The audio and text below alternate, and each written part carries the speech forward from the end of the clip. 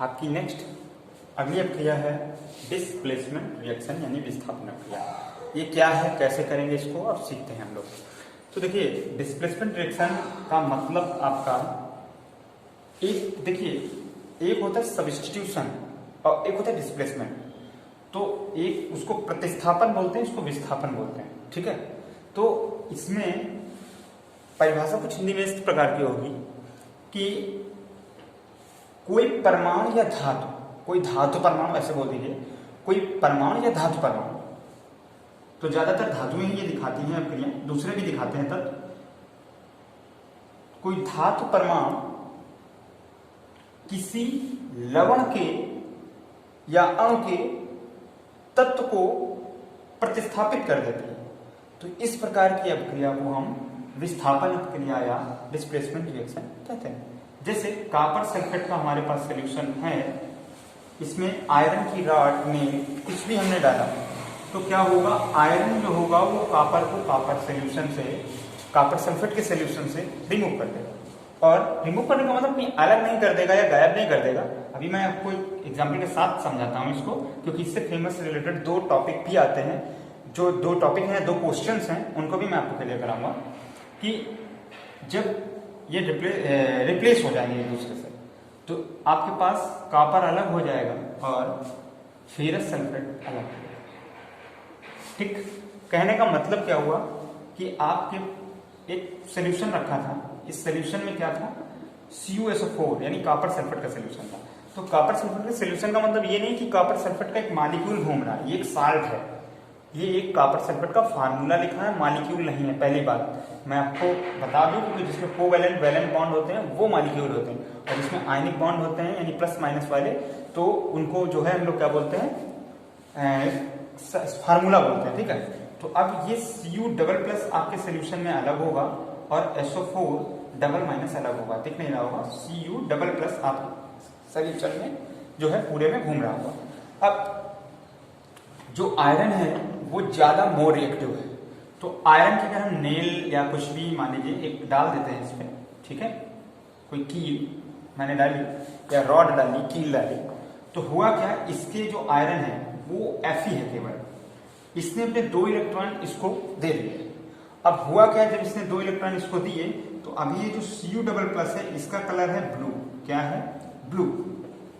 और जब इसने आयरन से 2 इलेक्ट्रॉन लिए तो पहले, इससे पहले क्या रिएक्शन हुई कि Fe ने पहले अपने 2 इलेक्ट्रॉन रिमूव किए और वो 2 इलेक्ट्रॉन इस कॉपर ने एक्सेप्ट कर लिए और कन्वर्ट हो गया Cu में। Cu का कलर है येलो यानी पीला, ठीक है। तो इस प्रकार अब आप देखेंगे कि सॉल्यूशन में Cu++ के फॉर्म में, आयनिक फॉर्म में डिसॉल्व नहीं रहेगा, वो तुरंत प्रेसिपिटेट के फॉर्म में किसी जगह को या सतह को ढूंढेगा। तो आयरन जहां से, और आयरन तुरंत जैसे आयनिक फॉर्म में आ गया तो अब सोल्यूशन में नेगेटिव की तरफ अट्रैक्ट होगा और उस सोल्यूशन में मूव करने लगेगा। तो वो जो जगह खाली हुई वहां पे आपका क्या हो जाएगा, आयरन रिप्लेस हो जाए, आयरन से जो है कॉपर ये रिप्लेस हो गया, आयरन ने कॉपर को सोल्यूशन से रिप्लेस कर दिया। तो ये मत समझिए कि कॉपर ने आयरन को रिमूव किया, आयरन ने कॉपर को रिमूव किया, आयरन ज्यादा रिएक्टिव है, ठीक है। तो इसमें एक 2 क्वेश्चन बनते हैं इंपॉर्टेंट कि जब हम लोग कॉपर सल्फेट के सॉल्यूशन में कोई कील, लोहे की कील को डालते हैं तो उस पर तांबा क्यों जम जाता है, ठीक है। तो तांबा जमने का मतलब आपके पास कारण बस आप इतना ही लिखोगे कि Fe जो होता है वो अधिक क्रियाशील धातु है जो कि कॉपर सल्फेट के सॉल्यूशन से यानी विलयन से कॉपर को विस्थापित कर देता है। और कॉपर यानी Cu++ का रंग नीला होता है, प्रतिस्थापित होने पर या Cu परमाणु में बदल जाता है जिसका रंग पीला होता है, जो कि कील पर आकर जमा हो जाता है। इस प्रकार कील का रंग पीला हो जाता है, ठीक। और दूसरा रंग एक इसी से रिलेटेड क्वेश्चन है कि यहाँ पर देखिए कील एक लिमिटेड है, आपके पास आयरन जो आयन है, पॉजिटिव आयन, वो एक लिमिटेड है।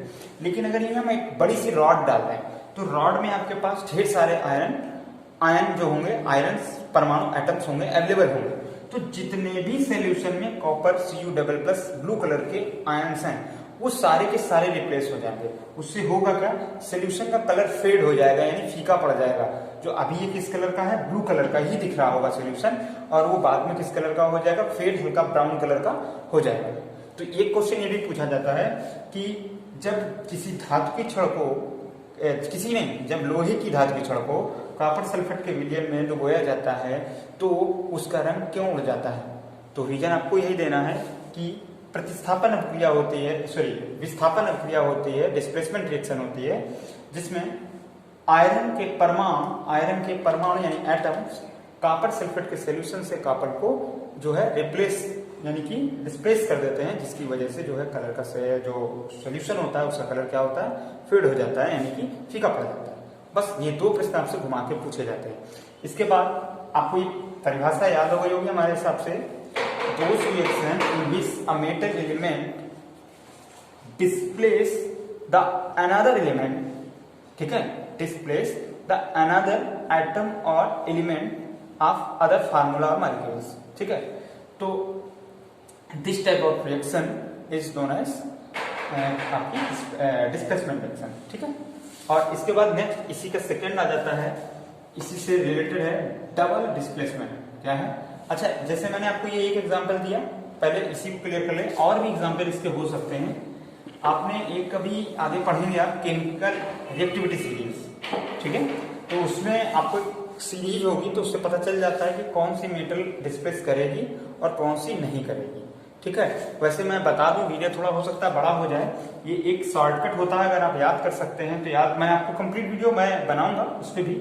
तो एक होता है लिक, ये शॉर्ट में याद करने का है, मैंने इस तरीके से याद कर रखा है, लिक बासर का ना मग अल मन जन कर फे सडनी सन की पंडित हैं कुमा हज आज पटाओ, ठीक, इस तरीके से।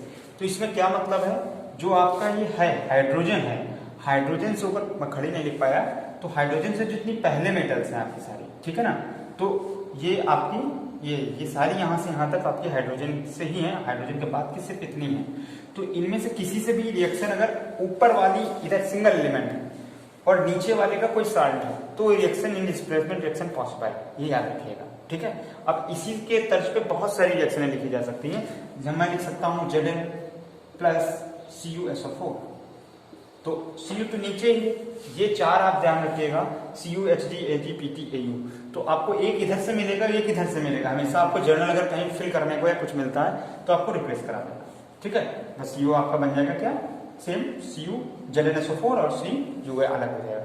इसी प्रकार अब जैसे मान लीजिए एक रिएक्शन मैंने आपको बोली कि आपके पास ऑलरेडी क्या है Zn, मैंने Fe की रिएक्शन कराई किससे, Zn से, ZnSO4 से, तो क्या पॉसिबल है? Not possible. क्यों?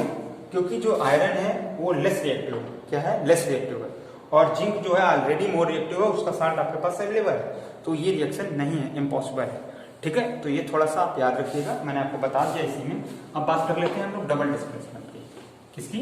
तो आपको मैंने तरीका ही सिखा दिया, आप इतने में से किसी का भी कॉम्बिनेशन, सल्फेट ही नहीं क्लोराइड भी हो सकता है, कोई भी सल्ट हो सकता है, तो कोई भी है, आपको सिर्फ एक एग्जाम्पल और रिएक्शन याद रखनी है, मतलब सॉरी डिफिनेशन याद रखनी है, और एक या दो एग्जाम्पल आप एग्जाम में दे दीजिए, आपके लिए बहुत है। इसके बाद डबल डिस्प्लेसमेंट की बात करने अगर हम, किसकी? डबल डिस्प्लेसमेंट, कौन सी? 6 नंबर है डबल डिस्प्लेसमेंट। डबल डिस्प्लेसमेंट की अगर बात करें, यानी कि द्विविस्थापन की, तो ये द्विविस्थापन क्या है? तो द्विविस्थापन का मतलब है कि वह क्रिया जिसमें दो आयनों का आदान प्रदान, ठीक है, एक्सचेंज हो, the those reaction in which the exchange of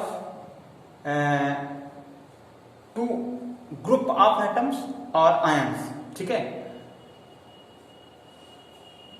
from different compounds, या कंपाउंड बोल दीजिए या फार्मूला है।